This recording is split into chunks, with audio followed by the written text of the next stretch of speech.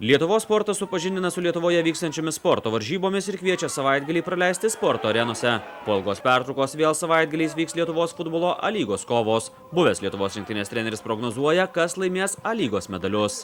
Aš manau, kad praktiškai tai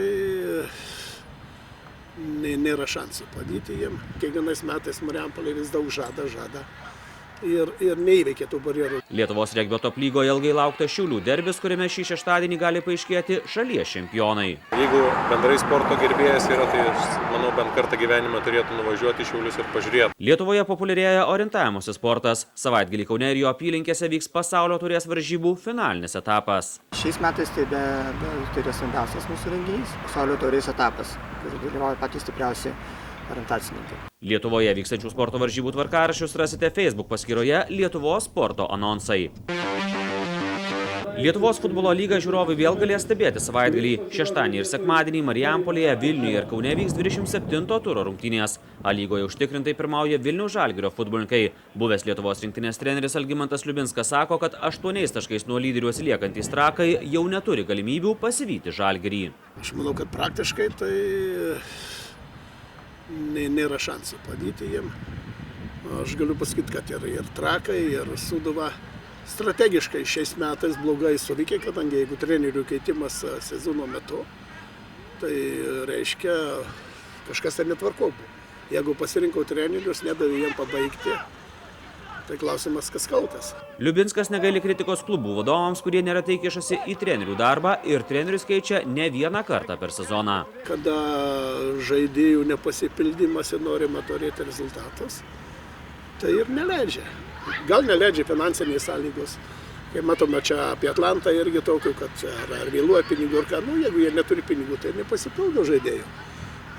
Marijampolės tai negirdėjom tokių dalykų, bet man tik tiek, kad kiekvienais metais Marijampolė vis daug žada ir neįveikia tų barjerų. Gal jie buvo įveikę barjerą turbūt, kai Vincevičius dirbo ten. Tai buvo ryškesnė komanda. Bet tai vėl netiko treneris, kuris su savo principu. Reikia atskirti du dalykus. Tu esi savininkas, tu esi organizatorius, kitas klausimas. Reikia pasitikėti treneriu. Jeigu paėmė trenerių ir jo nepasitikė, tada tokie rezultatai. Atkaklesnė kova negu dėl aukso vyksta dėl bronzos medalių. Trečią vietą užimantis Klaipėdos Atlantas artimiausia persitoja Marijampolės Sūduvą lenkia tik 3 taškais. Pagal žaidėjų turimą meistriškumą, pagal žaidėjų, ką turi Atlantas ir Sūduva, aš visą galvočiau, labiau Atlantas turi galimybę. Nors čia Sūduva ir tų pretenzijų, ir taurėje reiškia, ir viską, bet nemanyčiau, kad ten irgi jau viskas labai. Atėjo, aišku, atėjo naujas treneris, kuris, gal specialistas geras, tai nežinau, kiek jis prabušė irgi Lietuva.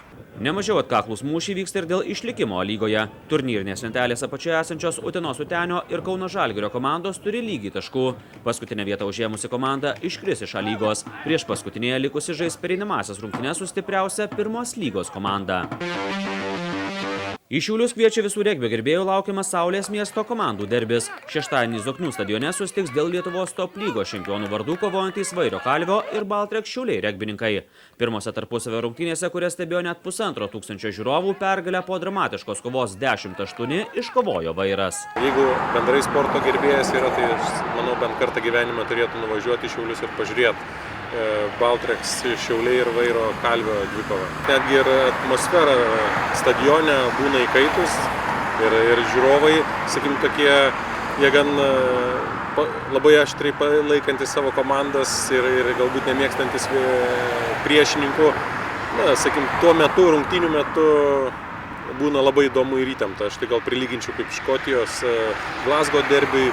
Bet labai džiugu, kad tokios rungtynės yra. Pasak federacijos prezidento pasiteisino idėja rengti top lygą, kurioje jau antrą sezoną rungtyniauja 4 komandos, 3 Lietuvos ir 1 Latvijos, nes dauguma rungtynių tapo labai atkaklios. Tikimasi, kad top lygą artimiausiu metu gali papildyti ir kitų miestų komandos. Labai geri pagrindai yra dedami Vilniuje, 2 klubai ir labai stiprėjantis, turintis gerus trenerius, rėmėjus.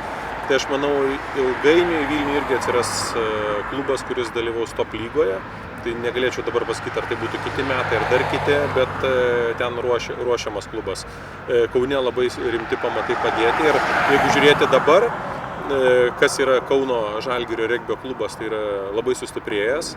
turi gerus trenerius, turi gerą pamainą ir kartą. Jeigu kalbėti apie kitus miestus, tai užuominos yra, sakykime, ir Klaipėdoje, galima matyti Panevėžį, Plungę, tačiau ten atotrūkis tarp lyderiaujančių yra gan didelis. Top lygos sezonas baigsis spalio 8 dieną.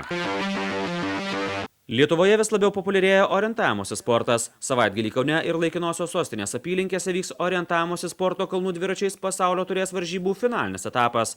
Jame dalyvaus daugiau negu 100 stipriausių pasaulio sportininkų iš 20 šalių.